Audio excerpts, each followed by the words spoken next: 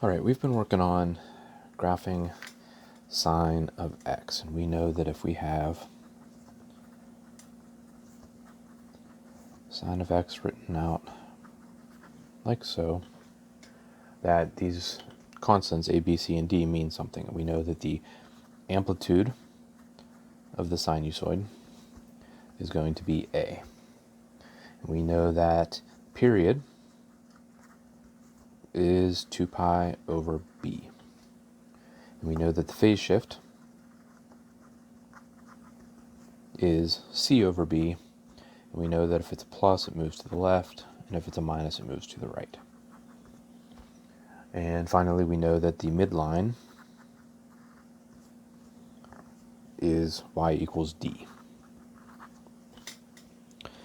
And so the midline is the number that goes, is the line, that goes through the middle of the function like that. This is your midline. And we know that the distance up to the maximum or down to the minimum is the amplitude. And we know that the period is however long it takes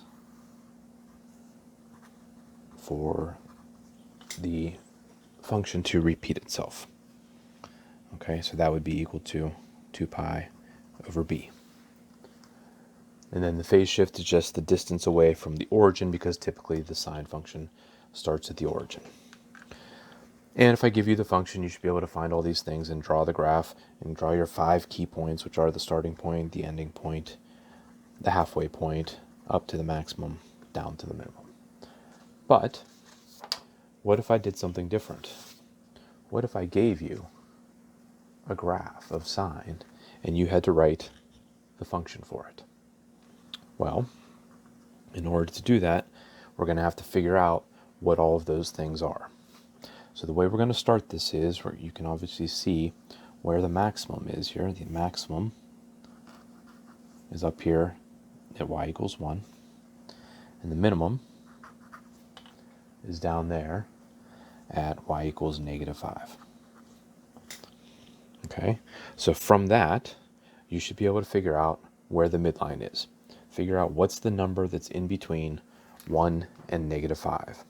Well, you could think, oh, that distance is 6, so halfway would be 3 down or 3 up. And that would put you at exactly negative 2. So what I'm going to do is I'm going to draw my midline right there at y equals negative 2. Okay, so once you have the midline, and so you could figure it out by figuring out the total distance here and cutting it in half and then going up from one and down from the other. Or you could average these two numbers, right? The average of 1 and negative 5 is negative 2. There's a bunch of different ways. You could just count. You could go in like this, like you were doing how you learned to do a median way back in the day, till you get to the middle. Whatever works for you to find that middle line. So then we need to figure out what the amplitude is. The amplitude is the distance up to the maximum from the midline or down to the minimum. And we kind of already know that the amplitude here is 3, right? It's half of that 6. It's the 3 you counted down. Distance between y equals negative 2 and y equals 1, that's 3. The amplitude is 3. So then we need to figure out the period and the phase shift. In order to figure those out, what you want to do is you want to look for a point on the midline, and you want to call that point your starting point. Now, we know that typically when we draw a sine function from the origin, it goes up first and then down, like that. So that's what I want to mimic here. So I'm going to find this point right here, and that's going to be my starting point. And so let's use that to figure out what the phase shift is. The phase shift is how far away from the y-axis this is. In this case, it's 1 block. 1 block to the right. So we can write down that the phase shift is moving to the right. And it's 1 block, so we need to figure out what 1 block is. Well, hopefully you can see that this is pi. And so we have 1, 2, 3, 4, 5, 6. So each of these is pi over 6. Okay, so this would be, this is pi halves. That's pi over 6. We want right pi over 6. And so then the only thing left is to figure out what the period is. In order to find the period, we need to start at our starting point here and then move over until we have completed one cycle. One cycle goes up to the maximum, down to the minimum, and then back to the midline. So we go up, down, back to the middle, and that would be right there. And so we need to find that distance. That distance is going to be 1, 2, 3, 4, 5, 6, 7, 8 blocks. So 8 pi over 6's, which reduces to 4 pi over 3. So I'm just going to copy this back down here. And now we have those 4 things. We can hopefully figure out what A, B, C, and D are. Well, immediately we should be able to recognize that A is going to be 3. And D is going to be -2. So now we need to find B and C. We know that the period, 2 pi over B, this is the period, is equal to 4 pi over 3. And so we need to solve this equation for B. The way we're going to do that is we're going to multiply both sides by 3b. Cancel out the b's on this side, cancel out the 3's on that side. We're going to get 6 pi equals 4 pi b. Divide both sides by 4 pi. Pi's cancel, and we reduce b to 3 halves. Okay, now that we know b, we can use the phase shift formula, which is c over b. And so c over b has to equal our phase shift of pi over 6. So we have c over 3 halves equals pi over 6. Well, solving that for c means multiplying both sides by 3 halves. So that cancels. And now we can do c equals, well, we can cancel this, pi over 4. Okay, so now that we know A, B, C, and D, we can put them together to write our function. F of x equals 3 sine of 3 halves x. We're moving to the right, so it's minus pi over 4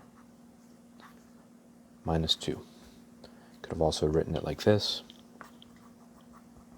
-2 plus 3 sine of 3 halves x minus pi over 4. And both of those would have been correct answers. All right, let's try another one. Let's look at, I'll do it up here, this one. Okay, so we need to find the maximum. Maximum is going to be right here at, that looks like y equals 2. And our minimum is down here at y equals 1. So the midline would be the point in between that, which is 1.5. So let's go ahead and draw the midline.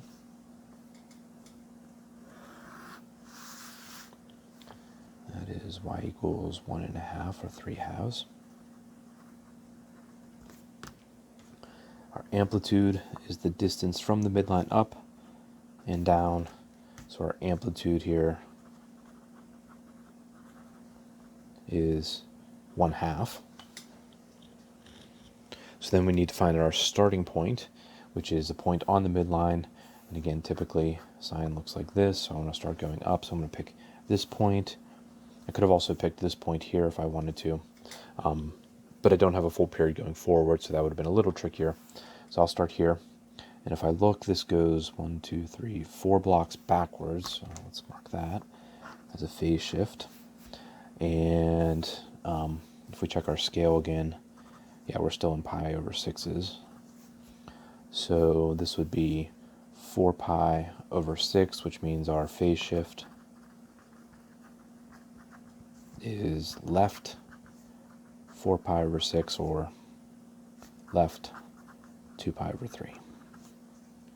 And then finally we need to find our period. So we started here and we got to figure out where we have completed a cycle back on there.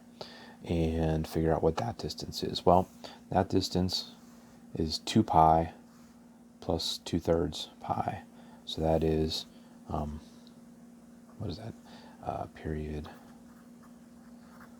is 2 2/3 times pi, which is 8/3 pi. All right, so now we can transfer all this information, and we know that the amplitude is 1/2, the period is 8 pi over 3, the phase shift is left 2 pi over 3, and the midline is y equals 3/2. So this means that D is 3/2, A is 1/2, and then we need to do 2 pi over B equals 8 pi over 3. I'm going to clear out the fractions. Those 3's cancel, those B's cancel. I'm going to get 6 pi equals 8 pi over, or times B. Divide both sides by 8 pi. I should have done that in a different color. Oh well. Pi's cancel. And I get 3/4. So B is equal to 3/4. And then we can do phase shift, which is C over B equals 2 pi over 3. So C over 3/4 equals 2 pi over 3. Let me show you a different way to solve this one. Let's get rid of the complex fraction first. So I'm going to cancel out the 4's. So now I have 4C over 3 equals 2 pi over 3. Multiply both sides by 3.